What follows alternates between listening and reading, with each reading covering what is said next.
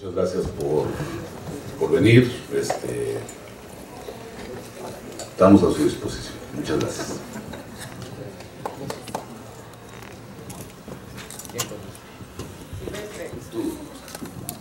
No veo nada, pero por favor, Silvestre. Yo, Iván, Estrada Princescos. Oye, gracias.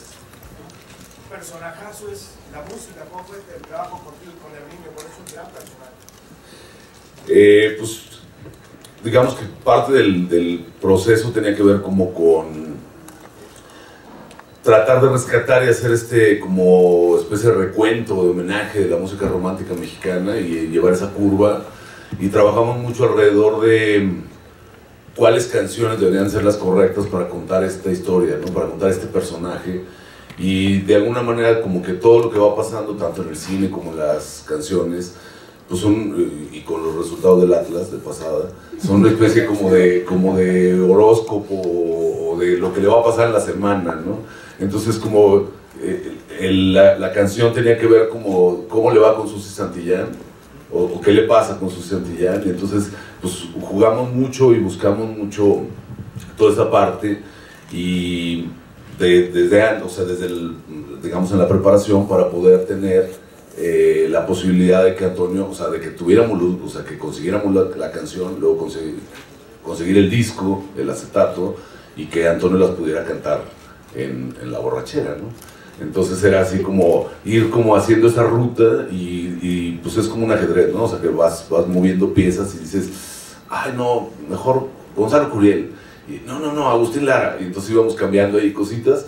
Pero bueno, pues nada, ese es parte del trabajo que hacemos normalmente con Herminio, y que en esta película era como muy determinante, ¿no? O sea, nos era muy importante marcar la ruta. ¿Por qué? Alejandro, perdón. Hola, ¿qué tal? Alejandro Cárdenas, aquí, Iván.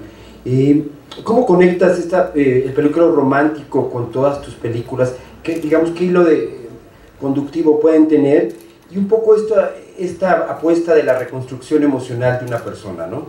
¿Qué sucede cuando o sea, de dónde surge esta historia de hacer esta recuperación y de hacer una recuperación emocional a través de la música, que también es súper padre, ¿no? Con la película.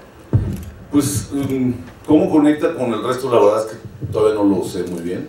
De alguna manera como que cada película que he ido haciendo son muy diferentes unas de otras, y pues depende un poco como en qué anda tu ánimo y tus intereses del momento, ¿no? Y tenía muchas ganas, o sea, yo casi siempre había hecho como emociones un poco más oscuras, y tenía ganas de hacer una película como de salir de ese proceso, de que mi personaje saliera de ese proceso que venía de una emoción pesada, densa de duelo, y que se fuera rearmando, ¿no? O sea, emocionalmente reconstruyéndose y encontrando como su ruta.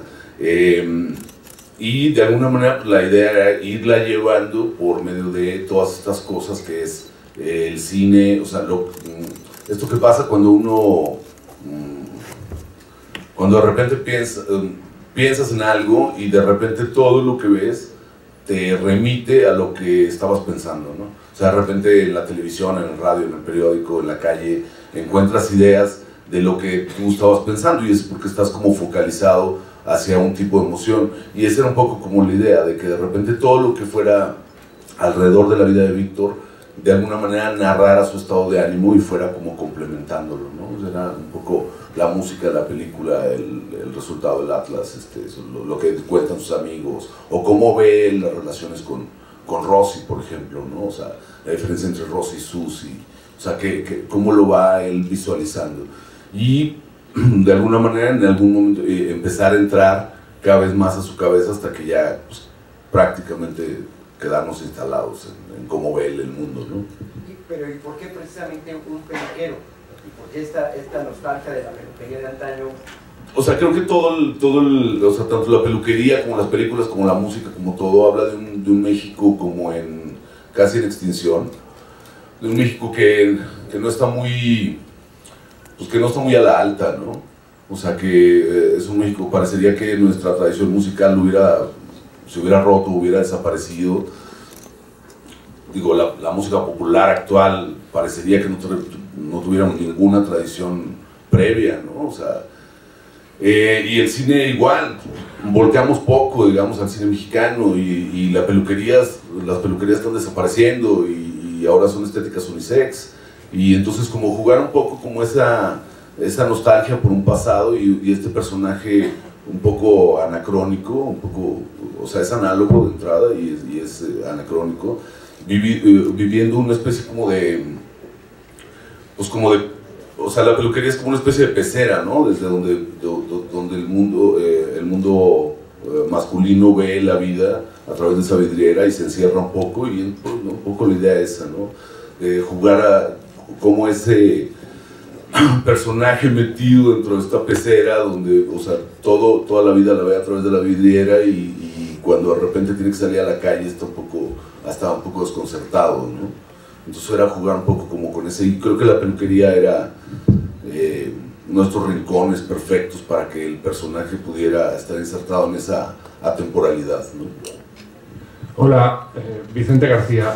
Bueno, felicidades por la película, me ha encantado, felicidades a todos los actores, me han parecido fantásticos y gracias por venir.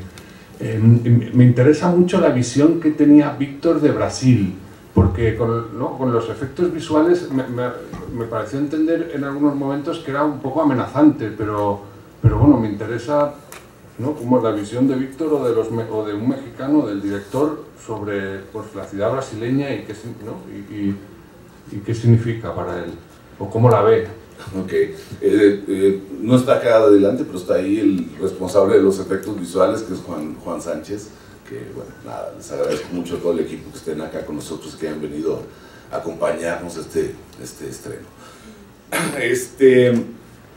La idea de lo de Brasil era tratar de descontextualizar y tratar de mover a Víctor de ese encierro justo y de repente llevarlo como a un mundo paralelo donde prácticamente tiene como casi los mismos elementos con los que tiene que interactuar, pero básicamente tiene que ver como tratar de que su punto de vista, o sea, su estado de ánimo es lo que modifica todo, ¿no?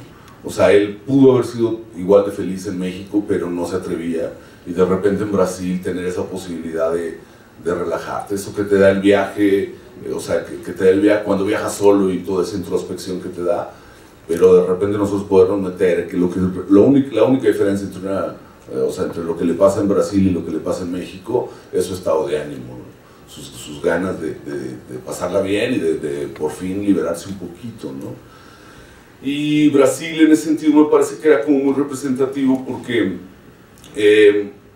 pues soy muy fan de Brasil, pues lo habrán notado, y de la música brasileña, pero sobre todo me gusta mucho que es como tan parecido a México, pero sin culpa, ¿no? Sin culpa religiosa, y eso me parece que es una diferencia así abismal.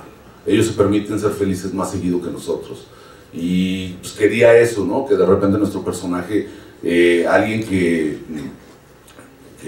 en México no es tan común que esa clase social pueda salir, viajar, conocer otros lugares, de repente verse expuesto a esa otra forma de ver la vida y pues aprovecharla, ¿no? O sea, de repente dejarse llevar y dejarse sorprender, ¿no? Por esa otra visión del mundo, ¿no?, que tiene el brasileño. Pero quizá Antonio debería decir algo de eso. Bueno, sí, justamente, bueno, un poco para complementar lo que dice Iván, es algo muy padre la llegada a Brasil del personaje de Víctor, porque es un cambio en su fortuna, es un cambio en su punto de vista, se libera de alguna manera, y a mí me gusta mucho que pase eso porque hay algo muy interesante que quiero decir que tuvo que ver con la construcción del personaje, que se hizo una biografía previa, y algo que fue una maravilla trabajar con Iván es que fue un guión cerrado para actores. Ninguno de nosotros sabía qué iba a pasar realmente en la película, entonces todos los días era una sorpresa y contribuir creativamente fue realmente muy rico. Y la llegada a Brasil pues hace como también una sensación de que no solo el personaje protagónico es el carácter, sino la música, la ciudad, la música, los colores. En ese sentido pues íbamos como todos muy acompañados, y Brasil representa este quiebre emocional en todo, ¿no? En su sexualidad, en su vida, y justamente la culpa es algo que se queda en México y descubre que se puede ser feliz en otro lugar. Para quedar aquí enfrente, Antonio, seguimos contigo. ¿Nos podrías platicar un poco de tu preparación para el personaje? Digo, te comparamos que eres un peluquero en la película. Muchas gracias. Y sabemos que no es tan sencillo recrear estas profesiones ya en peligro de extinción y tomarlas con la seriedad posible. ¿Nos podrías platicar un poco de cómo fue esta construcción de tu personaje? Y me gustaría que nos platicaras también, Iván o Ivonne, si nos pueden platicar un poquito de creación de escenarios que nos remite inmediatamente a la época de oro de películas que estamos viendo. Parece que estamos viviendo esa época de la casa que él vive con su madre.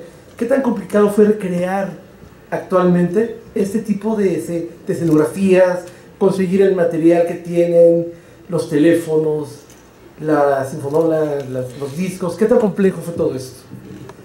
Bueno, como decía, fue un proceso muy rico porque Iván me pasó una biografía gigantesca del personaje desde que era niño y fuimos preparándolo poco a poco, sabiendo quién era su familia, sus primas, datos que no aparecen, información, vivencias que no aparecen en la película, pero que creó un personaje, un carácter, un tiempo, una manera de ser, de estar, de energía. Y tuve tres cursos de peluquería justamente para poder... Algo que quería Iván era que yo hiciera los cortes de cabello a cuadro y que fueran mis manos y yo ocupara la herramienta. Tuve 3 cursos, uno en Aguascalientes, con un ensayo previo. Y luego en México fue muy interesante porque fue la escuela de la peluquería, donde lo primero que me enseñaron fue a barrer, por ejemplo. Me dijeron, antes de cortar el pelo, lo primero que tienes que aprender es a barrerlo, y los aprendices se sientan y ven y barren y limpian la peluquería.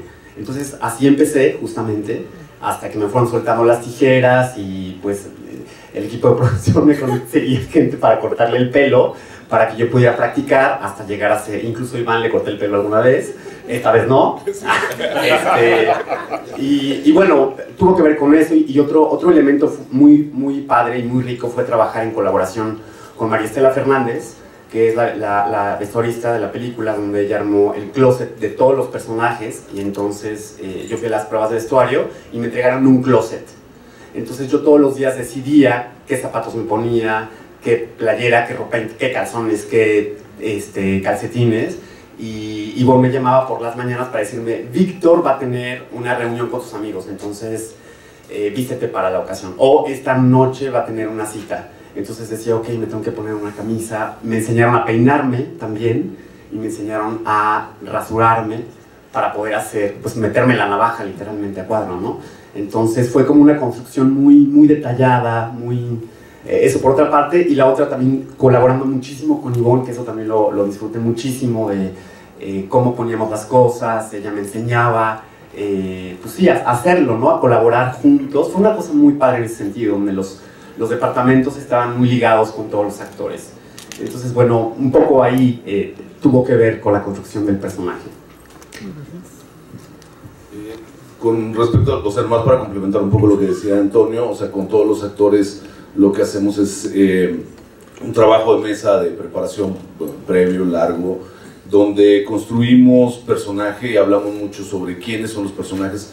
Yo tengo biografías, pero ellos me ayudan a complementar anécdotas particulares y sobre todo las relaciones entre los diferentes amigos, y, o sea, para que eso ellos tengan claro desde cuándo conoce, o sea, por qué Víctor no se atreve a darle un beso a Rosy, ¿no? O sea, dice, pues es que la conozco desde niña, entonces siento gacho porque es su mamá, o sea, lo que sea, pero eso tiene que estar en la cabeza aunque no esté en la pantalla. Entonces construimos esas cosas sin que conozcan la anécdota, nunca, o sea, no solo no tocamos el guión, sino que ellos no lo conocen. O sea, en realidad nosotros el guión se los damos el último día de rodaje, porque lo que hacemos es que vamos asumiendo como la filmamos en cronológico, entonces eso es lo que nos permite ir como sumando acciones, y ellos siempre saben qué pasó el día anterior porque lo acabamos de filmar. Entonces sobre eso construimos las relaciones largas, el significado de ciertas cosas. Ellos lo saben por su trabajo de mesa, conocen perfectamente el personaje para saber cómo camina, si le gusta, no sé, por qué toma el ron, cómo le gusta tomarlo, no sé qué, pero no conocen la anécdota, ¿no? Y luego, con respecto a lo de la pregunta sobre el arte, me gustaría que más bien la respondiera Ivonne. Pues mira, afortunadamente en México todavía se consiguen muchos muebles antiguos, pero digamos que el espacio principal, que es la sala de la casa, está basado en una locación que vimos. O sea, esta película lleva muchos años de preparación y durante esas etapas en algún momento estuvimos buscando locaciones. Y había una casa así extraordinaria que era así nuestra favorita.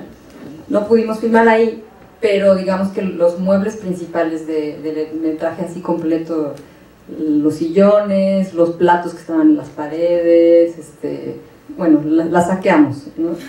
Y el resto, pues, hay como muchas bazares de antigüedades y esto, donde sí era posible. Vimos una cantidad de consolas para los discos, así, una amplia variedad que pudimos escoger así la que más nos gustaba. Y bueno, pues sí, la idea central sí era pues trabajar a partir de que los espacios fueran una época como indefinida, que no entendiera si estamos viendo una película actual o de los años 50, ¿no? Tanto en la peluquería como en la casa. Y pues sí, los dos espacios principales sufrieron como una transformación completa, no eran así. Y lo que estuvo muy interesante, que también cabe señalar, es que la casa la dejamos toda decorada.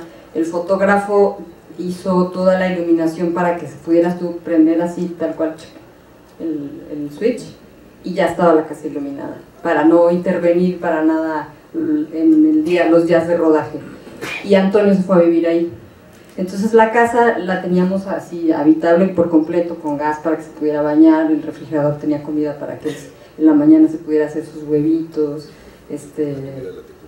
la comida de la tía Conchita, que siempre tenía en su refrigerador, pues también siempre le llevábamos comida casera que estaba en su refrigerador, y él se encargaba de lavar sus trastes y de lavar su ropa, servía la lavadora. O sea, como que todo fue muy real para que él pudiera habitar la casa y no hubiera ningún rastro de la filmación.